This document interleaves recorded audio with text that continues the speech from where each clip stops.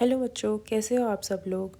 तो आज हम वाटर ऑफ क्रिस्टलाइजेशन जो कि है class 10th chapter 2 acid base and salt, इस चैप्टर का एक छोटा सा टॉपिक। तो हम इस वीडियो में थोड़ा डिटेल में जाने वाले हैं ताकि कंसेप्ट अच्छे से समझ में आए। तो मैं आपको सजेस्ट करूँगी कि बेस्ट एक्सपीरियंस के लिए आप 1.5x पर देखें। तो without further delay let's start the topic. तो क्या होता है, एक बारी रामू और शामू मैजिक शो देखने जाते हैं। दोनों 100 रुपए की टिकट लेते हैं और कहते हैं चलो आज मैजिक शो देखने जाएंगे। तो वो कहाँ जाते हैं? जादूगर टिल्लू के मैजिक शो में। ठीक है, बहुत फेमस जादूगर है वो। और उसके शो में वो घुस जाते हैं 100 रुपए की टिकट लेके। फिर जादूगर टिल्लू क्या करता है, वो ब्लू कलर का एक क्रिस्टल सा लेता है और वो एक टेबल के ऊपर उसे रख देता है और कुछ मंत्र वगैरह पढ़ता है, आबरा का डाबरा, गिली गिली छू। और वो देखते हैं कि 1-2 मिनट के बाद वो जो ब्लू कलर का जो क्रिस्टल देख रहे होते हैं वो सफ़ेद में टर्न होने लग जाता है। तो शामू ये मैजिक ट्रिक देखकर बहुत खुश हो जाता है और अपनी सीट से उठ के ज़ोर ज़ोर से तालियां बजाने लग जाता है। तो रामू ये देखकर सह नहीं पाता और वो क्या करता है, वो स्टेज पे चढ़ जाता है और ये जो टेबल के आगे काला कपड़ा होता है उसे हटा देता है। तो फिर अब क्या दिखता है कि टेबल के नीचे तो एक बर्नर रखा होता है। ये देखकर जादूगर टिल्लू वहाँ से भाग जाता है, बट शामू को अभी भी समझ में नहीं आ रहा होता है और वो स्टिल उस मैजिक से इम्प्रेस होता है कि ये हो कैसा गया है। तो रामू शामू को बोलता है कि अगर केमिस्ट्री क्लास में ध्यान नहीं दोगे तो ये तुम्हें मैजिक ट्रिक ही लगेगी। तो फिर वो फर्दर उसे बोलता है कि चलो कोई नहीं, मैं तुम्हें एक्सप्लेन करता हूँ कि एक्चुअली में यहाँ पे हो क्या रहा है। तो फिर वो बताता है कि ये जो ब्लू से वाइट टर्न हो रहा है, इसके पीछे का जो सीक्रेट होता है वो वाटर ऑफ क्रिस्टलाइजेशन में छुपा होता है। तो रामू कहता है इस टॉपिक को समझने के लिए सबसे पहले तुम्हें पता होना चाहिए कि सॉल्ट्स क्या होते हैं। तो वो पूछता है रामू शामू से कि तुम्हें पता है सॉल्ट क्या होते हैं। तो शामू बड़े कॉन्फिडेंटली बोलता है कि हाँ मुझे तो पता है। वो कहता है कि सॉल्ट होता है NaCl। फिर रामू कहता है बेटा मुझे तुमसे यही उम्मीद थी। फिर वो समझाता है कि दुनिया में सिर्फ एक ही सॉल्ट नहीं है जो तुम घर पे यूज़ करते हो। कॉमन सॉल्ट जो तुम NaCl बोलते हो वही सॉल्ट नहीं है।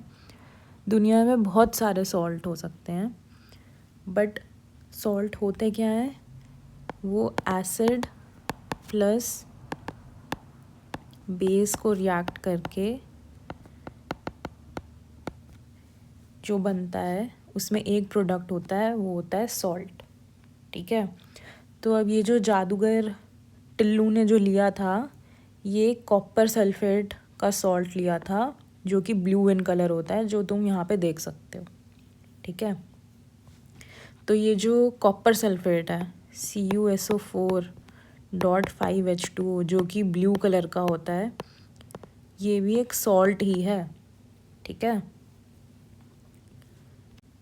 तो शामू पूछता है कि रामू ज़रा ये बताना मुझे कि ये कौन से एसिड बेस से बनता है अगर ये सॉल्ट है। तो वो टेस्ट कर रहा होता है रामू को कि उसके पास कितनी नॉलेज है।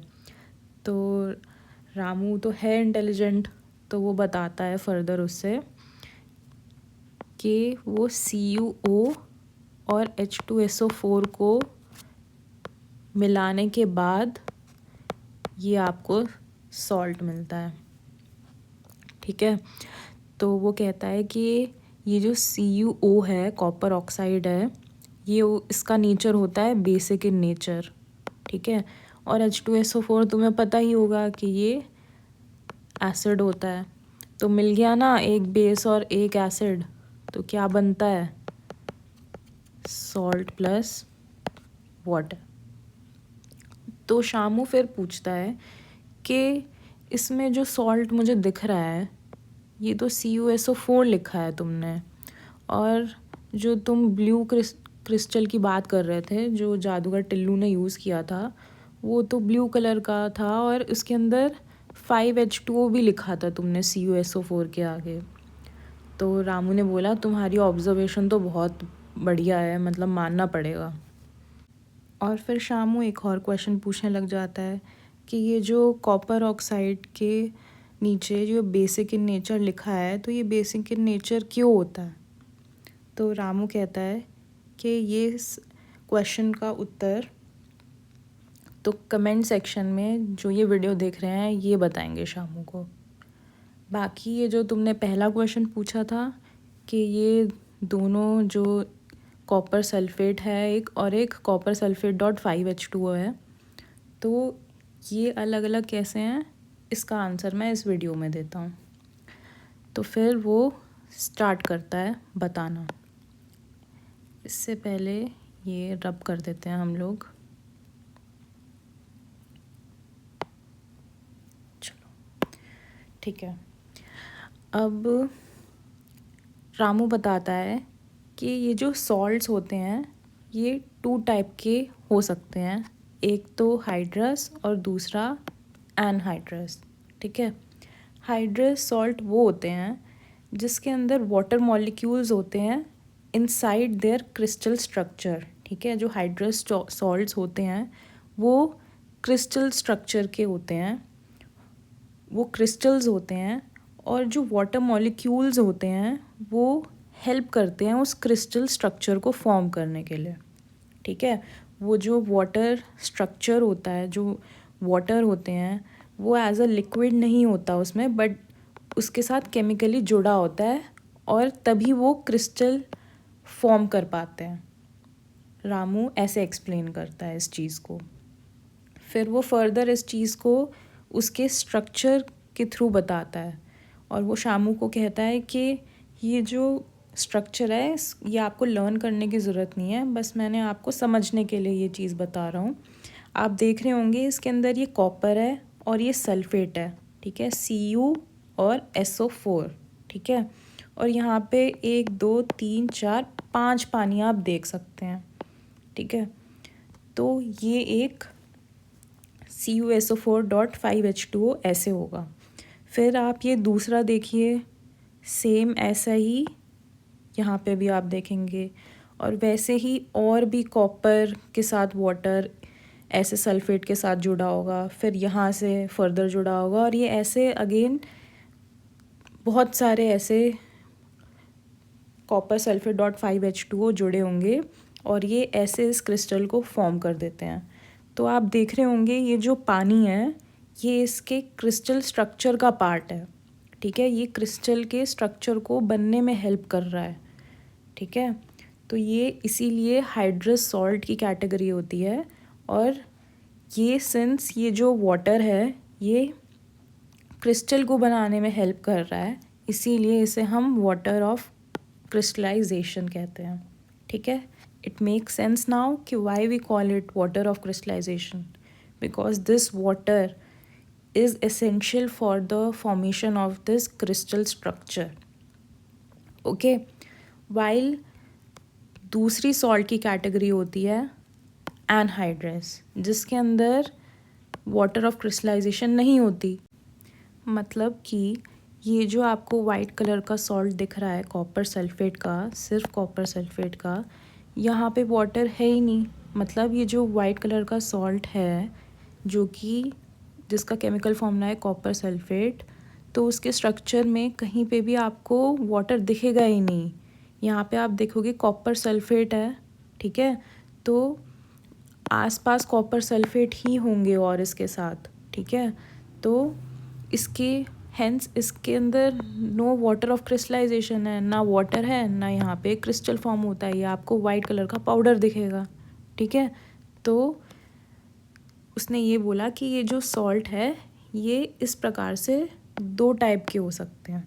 ठीक है, depending on water of crystallization. जहाँ पे वाटर ऑफ क्रिस्टलाइजेशन है तो वहाँ पे क्रिस्टल ऐसा बनता है, और जहाँ पे नहीं है वाटर ऑफ क्रिस्टलाइजेशन वहाँ क्रिस्टल नहीं बनता। ठीक है,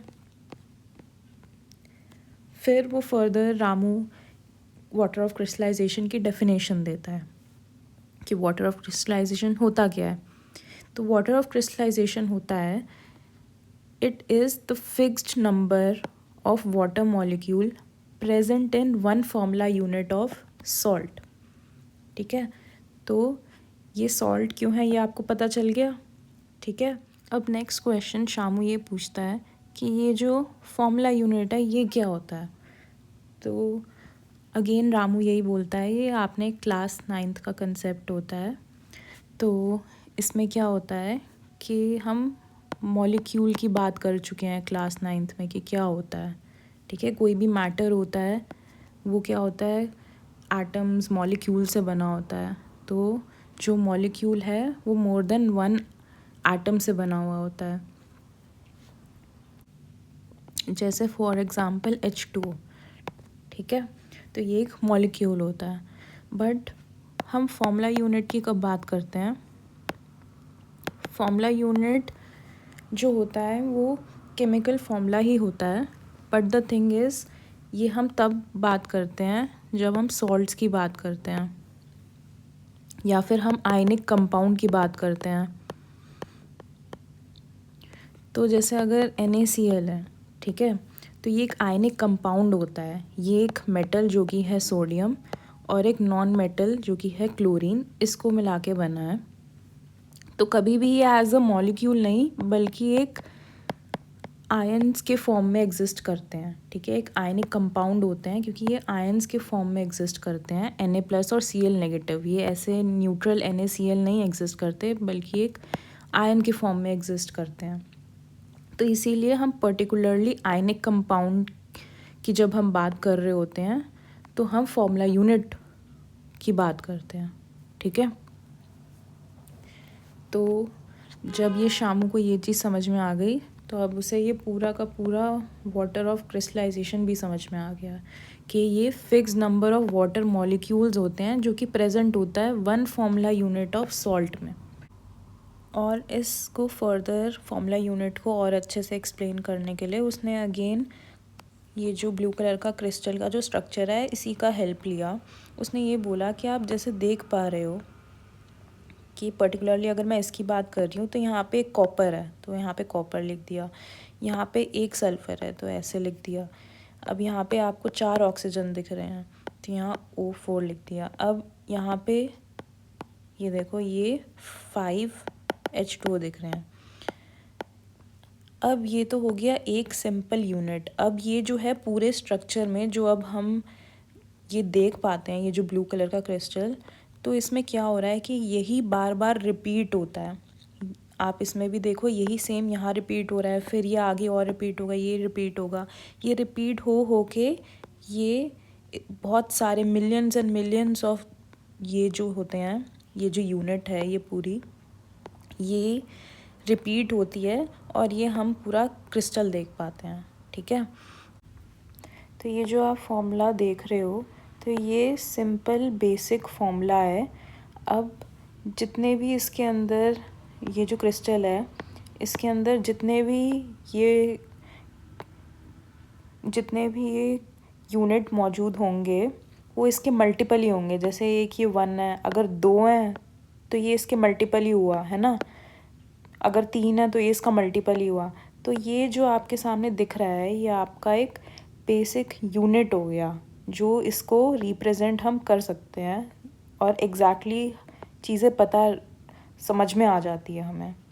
ठीक है, तो अब जब आपको ये फॉर्मूला यूनिट पता ही चल गया तो अब ये आपके लिए डेफिनेशन ईजी हो जाएगी समझनी कि water of crystallization is the fix number of water molecules.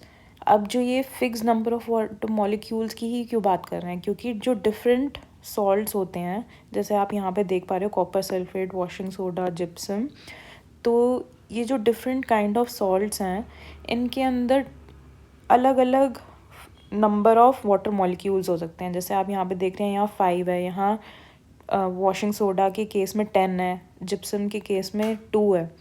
तो ये जो नंबर ऑफ़ वाटर मॉलिक्यूल्स जो हैं वो वेरी कर सकते हैं सॉल्ट टू सॉल्ट। तो इसीलिए हम यहाँ पे fix number of water molecules देते हैं डेफिनेशन में। ठीक है, तो हमारी डेफिनेशन ये कहती है कि water of crystallization is the fix number of water molecule present in one formula unit of the salt. ठीक है, तो एक फॉर्मूला यूनिट में जो सॉल्ट का है उसके एक फॉर्मूला यूनिट में कितने वाटर मॉलिक्यूल्स प्रेजेंट है। ठीक है, क्योंकि ये बेसिक स्ट्रक्चर है वो तो बार बार रिपीट हो ही रहा है ना।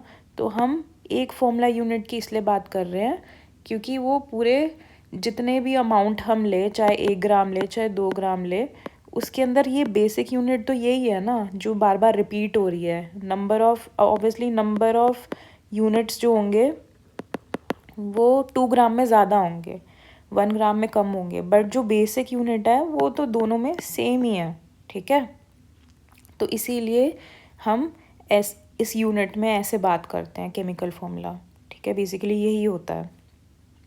तो अब आपको ये बात समझ में आ गई। तो ये जो कॉपर सल्फेट है इसके अंदर कितने वाटर मॉलिक्यूल्स प्रेजेंट है? 5।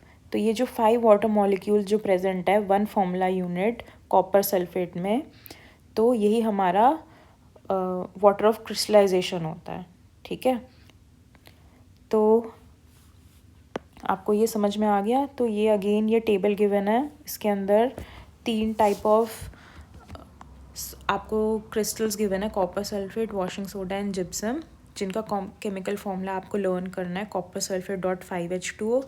एंड जो वॉशिंग सोडा होता है उसका फॉर्मूला होता है Na2CO3। ठीक है, सोडियम कार्बोनेट .10H2O। ठीक है, इसके अंदर 10 molecules of water of crystallization है। ठीक है, उसके बाद है जिप्सम जिसका फॉर्मूला होता है CaSO4.2H2O। तो आप यहाँ पे देख रहे हैं कि इसके जो फॉर्मूला यूनिट है इसके साथ कितने वाटर ऑफ क्रिस्टलाइजेशन है? 2। ठीक है, तो ये आपका हो गया। अब ये जो कलर है ये भी आपको पता होना चाहिए। तो कॉपर सल्फेट के केस में ये जो क्रिस्टल होता है उसका ब्लू कलर का कलर होता है। फिर जो वॉशिंग सोडा है, जिप्सम है, उसका कलर होता है दोनों का वाइट। फिर रामू एक्सप्लेन करता है कि ये जो जादूगर टिल्लू ने क्रिस्टल लिया था ब्लू कलर का, वो कॉपर सल्फेट का ही क्रिस्टल था, जिसका फॉर्मूला अब हमें पता है कि इसका फॉर्मूला ये होता है CuSO4.5H2O। और ये जो क्रिस्टल है आप इसे छुएंगे तो ये ड्राई ही होगा, ये गीला नहीं होगा। इवन दो यहाँ आप देख रहे हो कि 5H2O प्रेजेंट है फॉर्मूला में, बट स्टिल ये ड्राई ही है। तो अब ये ड्राई क्यों है, ये ऑलरेडी रामू श्यामू को ये एक्सप्लेन कर चुका है कि ये जो 5H2O है ये क्रिस्टल का एक पार्ट है, ये अलग से पानी नहीं है। ये क्रिस्टल का पार्ट है जो कि क्रिस्टल को फॉर्म करने में हेल्प करता है, और वो उसका एक यूनिट है, उसका हिस्सा है उसके क्रिस्टल का, उसके स्ट्रक्चर का। तो इसीलिए ये जो वाटर है ये अलग से एग्जिस्ट नहीं करता। ये इसीलिए ये जो क्रिस्टल है ये आपको ड्राई इसीलिए लगता है और ये वेट इसीलिए नहीं होता। तो अब जब जादूगर ने टेबल के नीचे से हीट कर रहा था जब ये कॉपर सल्फेट के इस क्रिस्टल को, तो क्या हो रहा था कि इसके अंदर ये जो 5H2O था वो हीट करने से रिमूव हो जाते हैं। क्या करने से? हीट करने से। वो हीट करने से रिमूव हो जाते हैं और फिर हमारे पास क्या बचता है? Copper sulphate. जो पानी जो 5H2O जो क्रिस्टल का पार्ट होते हैं वो रिमूव हो जाते हैं, और वो आप टेस्ट ट्यूब में भी देख पाओगे कि थोड़ी दूरी पर ही आप थोड़े वाटर ड्रॉपलेट्स भी देख पाओगे जब आप हीट करोगे इस टेस्ट ट्यूब को with this copper sulphate crystal. तो एक्चुअली में यहाँ पर क्या हो रहा था, वो एक्चुअली में अब शामू समझ पा रहा था कि कैसे यहाँ पे ये जो ब्लू कलर का क्रिस्टल था अब कैसे यहाँ वाइट कलर का हो पा रहा था। तो ये जो स्टोरी में रामू शामू है ये और कोई नहीं, ये शामू आप है, ये जो आप वीडियो देख रहे हैं, और ये रामू मैं हूँ। ठीक है, तो आई होप कि आपको चीज़ें समझ में आई होगी। अगर स्टिल आपको इस टॉपिक में से कुछ भी डाउट है तो आप कमेंट सेक्शन में पूछ सकते हैं, मैं ज़रूर रिवर्ट बैक करूँगी। और फर्दर आपको किस टॉपिक के बारे में समझना है तो वो भी आप कमेंट सेक्शन में लिख सकते हैं। बाकी आपकी कोई फर्दर रिक्वायरमेंट्स कि आपको डिटेल वीडियो इतनी नहीं चाहिए, आपको डायरेक्ट एक शॉर्ट वीडियो चाहिए जिसके अंदर मैं शॉर्ट में ही आपको ये कंसेप्ट समझा दूँ और इतना डिटेल में ना जाऊँ, तो मैं वो वीडियो भी बना सकती हूँ। तो वो आप सब कमेंट सेक्शन में बताएं कि आपकी क्या रिक्वायरमेंट है, उस हिसाब से मैं अपनी आने वाली वीडियोस में वैसा ही कंटेंट लाऊंगी। Okay, thank you so much for watching. अगर आपको वीडियो अच्छी लगी हो तो please like, share and comment. Thank you.